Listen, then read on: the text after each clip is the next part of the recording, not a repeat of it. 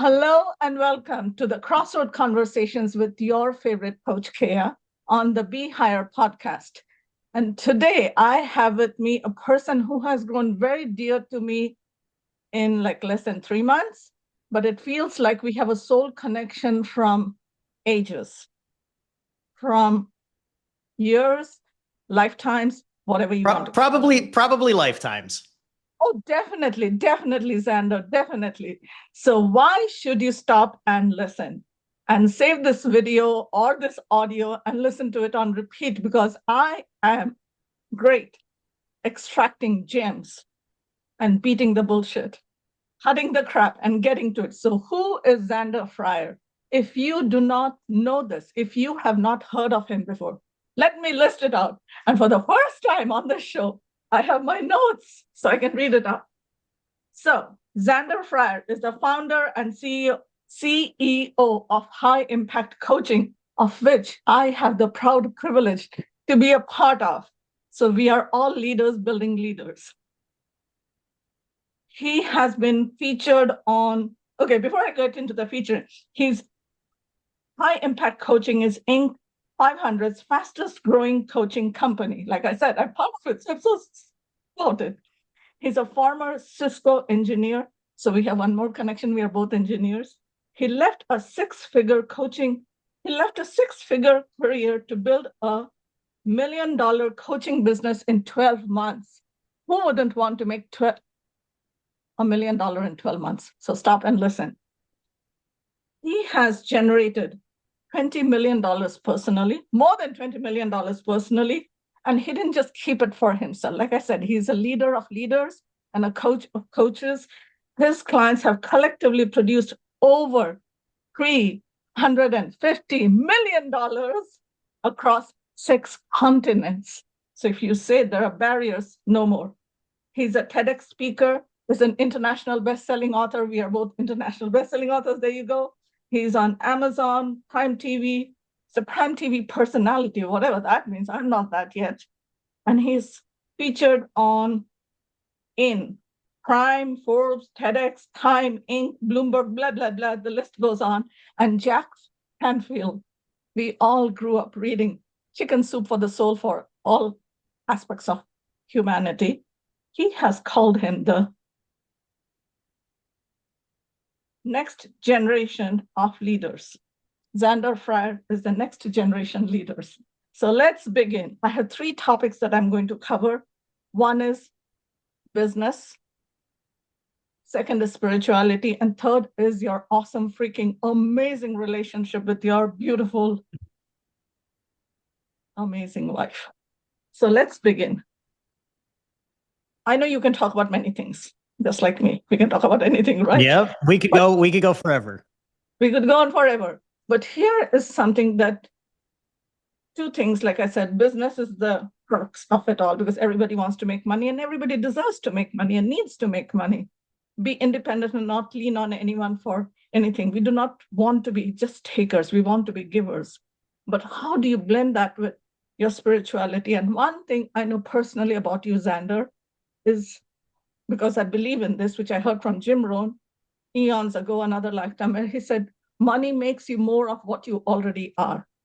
Yeah. So I know you to be a very generous person. No one has ever mentioned this, but I know this personally, that you are an extremely generous person. So how do you blend materialism with spirituality? Yeah. And have your wife, not as your personal partner, but also your business partner. How do you thread these worlds so beautifully and so gently? Oh, I love that. It's a great question. And I think at the root of it all, I think when I was growing up and I was in the corporate world, there was this whole idea of work-life balance, right? You have your work, you have your life, you have your relationships, you have your health, your spirituality. And in the end, it's all just life, right? It's all just one big thing. And so to me, I don't think that there should be separation between them. I think they all need to be aligned. I think they all need to be part of one big, beautiful ecosystem and whole. So to kind of ask, to attack the the business and spirituality question first, um, I truly do believe my business is it's probably my biggest spiritual guru. It's been my biggest mentor and teacher. Because, especially when you're in the coaching space, right? We do work where we are the product, right? It's not like, when you're selling a yoga mat on Amazon, if someone gives you a 3-star review because your yoga mat smells funny, you don't take it personally. But when you are the yoga mat, you take it personally. We've worked with so many entrepreneurs that have had successful businesses before, but when they get into coaching and selling their coaching, when you build a coaching business, it will find a way to shine a light on every deep dark corner of your psyche, every trigger that you have, every bad habit that you have. And if you're not willing to face it, the business just won't grow. Right? That's really what it comes down to. And so from what I've found, it's almost impossible for me to separate my spirituality and my personal growth from my business growth. The more that I'm willing to, do the work and face my shadows and the dark corners of my mind and the lessons that I need to learn in this lifetime, the more that I'm willing to make that my number one priority, the more the business grows. Right. And I think there's people that run their businesses just with the intention, like you mentioned, of creating material wealth. And what happens is when they do that, they're left with great material wealth, but a lot of personal sadness and a lot of personal darkness and a lot of personal strain. And so they might look successful on the outside, but they sure as hell don't feel successful inside. And so to me, to run your business properly, you have to approach it from the personal growth standpoint first, right? Jim, you mentioned Jim Rohn. Jim Rohn always said, to have more, you must become more, right? So it's the same thing, right? You can't create a business that is having a massive impact and making a lot of money and changing a lot of lives if you're not willing to do the growth yourself. So to me, the business and the spirituality are one and the same. They're closely tied. Okay, so I have this visual in my mind where evolution or personal growth or spiritual evolution, whatever you want to go call it, is moving upwards from your physical, emotional, mental, and energetic. And Yeah. manifestation is from your energetic to your mind, to your heart, to your physical reality, Yeah. right? And somehow what I'm hearing you say is this zigzag dance. And you have said this, when another zig, you zag. So Hmm. it's like the helix, it's like the DNA structure, what I'm hearing you say. So every day you're a business owner, and every day you're focused on your faith, your, and again, not that religious faith, but like Yeah, the no, well, trust you in can yourself. you Yeah. can call it faith. That's exactly what it is, right? And they're two things and they're tied one in the same. You can't have one without the other. You can't, it's like if one's, for me, it's like if my financial success is not working, well, it's probably because there's some spiritual growth that I'm trying to avoid, right? And so when it is working, it's because I'm doing that. So they are 100% tied back to each other. So if you could tell someone who's starting brand new and who's a skeptic and who has made over $1 million or 10 million or a billion, I don't care. It doesn't matter how much money you have. Your worth is not the money you make. What would you tell them from your personal practice as this is what you need to do every day? Because you cannot say, I ate a salad yesterday and I'll eat a salad tomorrow and I'm good. Or I brushed my teeth yesterday and I brushed my teeth tomorrow. I slept yesterday, I'll sleep tomorrow. No, these are things you do every day. So with your life, how much you reach out to the world and you are there for everyone, Mm. how do you manage your time, manage your space, manage your conversations? Because there is a saying that what rolls out of your tongue and what rolls in through your tongue, they decide how you show up and how your reality occurs. So Yeah. give us some sneak peeks into your daily habits. Yeah, I mean, we could go into a ton of tactical details, but I think at the core of what you're asking, every moment, every waking moment that we are, in this material 3D world and we are conscious, we're making decisions, right? hundreds, thousands of these decisions every single day.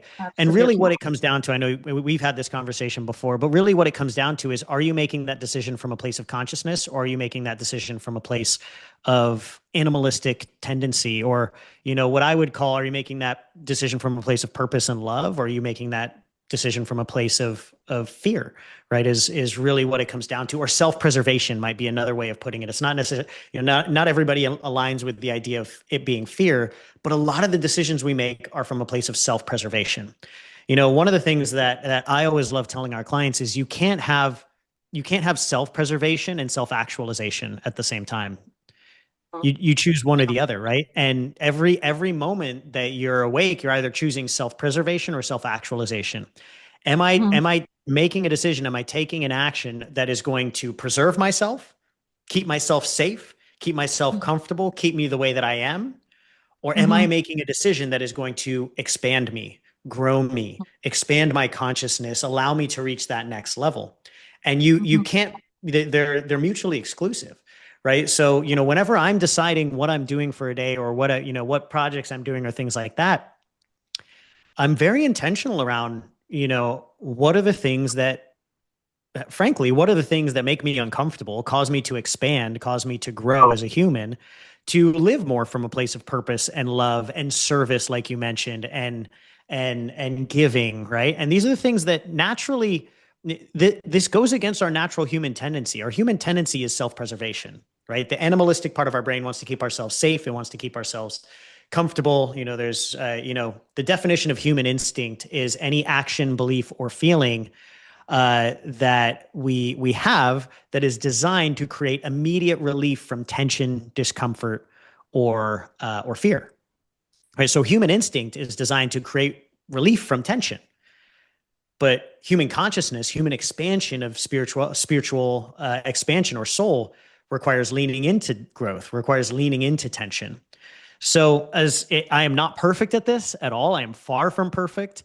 But for the last decade or so, I've just made it a practice for myself, as much as I can, every moment of every day, catch myself when I'm becoming reactive and I'm acting from human animal or human instinct rather than human spirit, human consciousness.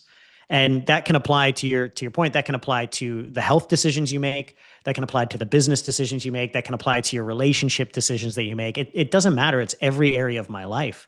I'm asking myself what expands me, and I do my best to choose the thing that expands me, even if it scares me, even if it's terrifying, even if it's illogical. I still choose that one as much as I can. So what I'm hearing you say is, are you coming from the primitive mind, or are you coming from higher consciousness? Because our primitive mind Yep. is the caveman days, right? Oh, Yeah. there's something around the rock, and I am just going to, with all trepidation, I'm just going to Yeah. fancy, make sure. And these are simple things, because people in their human animal state have a huge ego, which is all Yeah. about self-preservation. We don't want to be called a fool. And we are also like crabs, everyone is trying to pull everyone else down. Mm-hmm. So there's so much shame, blame, and guilt. What will it Mm-hmm. help him again? How am I going to face it? How am I going? So it's all And about all that. of these questions that you can see how every single one of these questions is a self-preserving question. Is to keep me safe rather than allowing me to expand. Yeah. And so what? And so being in the present, at any moment as you're walking through your life, and I know your story and people can find it all over the place. So we are not going to get into that. But how many times do you allow your past self to help you or to aid you in your decision making, and how often it is your future self, which is already you? Mm. All you have to do is step into it and allow the time to come towards the Yeah. present. So how But often? it's so hard for most people because all the three-dimensional data and experiences they have come from their past version of themselves. So that's the majority of the time they make their decisions based on their past rather than that future version of them. And so, one thing that I want to bring up here too, by the way, is like you never stop you never stop wanting to behave like human animal. Like it's always my initial reaction. It's always my initial gut reaction to preserve myself, protect myself. But then you have to recognize it. Oh, I'm doing that thing again. how do I actually want to behave right now? So we always have these two voices in our mind, right? We have the human animal voice and we have the human spirit voice in our mind. Mhm. We always have Mhm. both of them. It doesn't matter how successful you are, it doesn't matter how much work you've done, it doesn't matter how many hours you've meditated or how many plant medicine ceremonies or anything like that. Like we all have these two voices in our head. And so really it's about how often can you hear both of these voices, the animalistic voice and the higher consciousness version of you, and learn to go, hey, thank you very much, animal voice. Love you. I appreciate your insight, but we're not making decisions from you today. We're acting from human consciousness and catching yourself when you want to react from human animal and instead acting from human spirit. Wow. Just breathe into that and allow it to settle and rewind and re-listen until you get there, or call me or call Zander. Yes, people need to hear this as a daily mantra on loop. Like, where am I coming from? Am I coming from love or am I coming from fear? And most of us lie to ourselves. Oh, no, I don't come from fear. Or they will send it back at you as if you never have any fear. And Yeah, today, I heard someone say that unless you're confident enough, you should not do it. And I was like, no, confidence comes through doing it. 100%. That's how you And build confidence. You build confidence from doing the thing you're not confident about. yes. And you said something that made me fall in love with you right away was when I heard you say, I heard a lot, and then I heard you say this, that success is a team sport. And I'm a lone wolf. I was even born on the wolf moon, the year I was born on, it was full moon and it was the wolf moon. So I'm like, I'm so proud of the wolf moon and being the lone wolf. And then I'm like, well, what am I doing? I'm axing my own knees. I'm chopping my Mm, own legs. It is a team sport. You need a team to support you, to hold you, to lean on. Even Buddha said it. There's the Buddha, there's the Dhamma, there's the Sangha. Why do you have that model community? So you can lean on them and not have a friend yep. who you need to flatter you and give you a dopamine hit. I want people to give me feedback and tell me, Kaya, that's where you're screwing up. You need to do, maybe you can look at this. That's what I want. So And what? again, but that's most people look for people in their life that again keep them safe and help them feel comfortable. But people like you, it's like, no, I want people that are going to expand me. Again, that's a conscious choice. Creating an environment to surround myself with people and things that are not going to let me slide backward into worse behavior and acting in self-preservation. And I think that's, if that's one of the biggest takeaways anybody gets from this is create an environment where the people in your life do expand you. You mentioned my wife in business. One of the reasons that I love having my wife in business is because she challenges the shit out of me. She's like one of the few people in the world that is not intimidated by me, and she will challenge. Well, obviously, there's a reason for that. But she challenges me on everything, and I love her for it. And that's the reason that she is my life partner because she's the one person in the world that can cause me to grow more than anybody else that I've ever met. Right? I wasn't looking for a companion that makes my life easy. I was looking for a companion that makes me the best version of myself. Right? And that's what I want in a life partner as well. Why wouldn't I want that person in my business? And why wouldn't I want him in every aspect of my life? Right? Absolutely. And I was going to pivot into this because we are so short on time and we are perfect on time right now, is to because most people, when it's a husband wife or a husband wife, whatever it's, or best friends or whatever it is, child, they get into a business together because everything else is working out so well for them. They say, let's do this. Let's do this business together, and they get into it. And then the business falls apart because they did not have a great coach like Kea or Xander, or and Yep. then they're blaming each other. They're blaming each other, instead of Yeah. looking for how to work through it, instead they attack each other. And so let people know, and just share a little bit about what does it take for two people to work together, and how did you create this? Because this wasn't Yeah. something anyone is born with. That's what we want to know. there's a lot that went into it, but I think the first thing was, um, really understanding for us at least, right? It was really understanding the differences between the masculine and the feminine, because in business and in relationships, uh, understanding. I think there's this massive mistake that people make that when they see someone else in their partnership or in business, they just kind of assume that that person should behave like them, right? And especially with men and women as partners, right? It's like women will look at men and see them doing things that they wouldn't do, and they go, "This is basically." We got this from Alison Armstrong, who we've done some work with, and John Maxwell, or sorry, not John Maxwell, John Gray. We did some private one-on-one work with John Gray. Men are from Mars, women are from Venus as well. And Alison Armstrong talks about, um, men will look at women and see them doing weird stuff, and they just think that this is a not hairy man, and they can't understand why they're doing the things that they're doing. And women will look at men and they'll go, this is a hairy woman misbehaving. Why are they behaving this way? It doesn't make any sense. Not realizing, like John Gray talks about, men are from Mars, women are from Venus. And, he says men are from Mars, women are from Venus. Really, it's the masculine and feminine. It can be a man, can be a woman, but it just behave differently. Right. Mhm. And so the first part of that was understanding, if I'm going to bring my wife into this business, understanding what she needs as a feminine energy, right? Mhm. And her understanding what I need as a masculine energy and how I behave when I'm truly in my masculine, so that she doesn't take offense to when I behave a certain way in the business. And I don't take offense to understanding what she needs in the business. We're both open to that idea. So that was kind of the first part. And I think really important for anybody that's planning on getting to business together. Um, and then the second part is very open and honest and candid communication, right? And I think one of the things that you've probably seen from Maddie and I when we're on stage is, it's not like we don't have disagreements.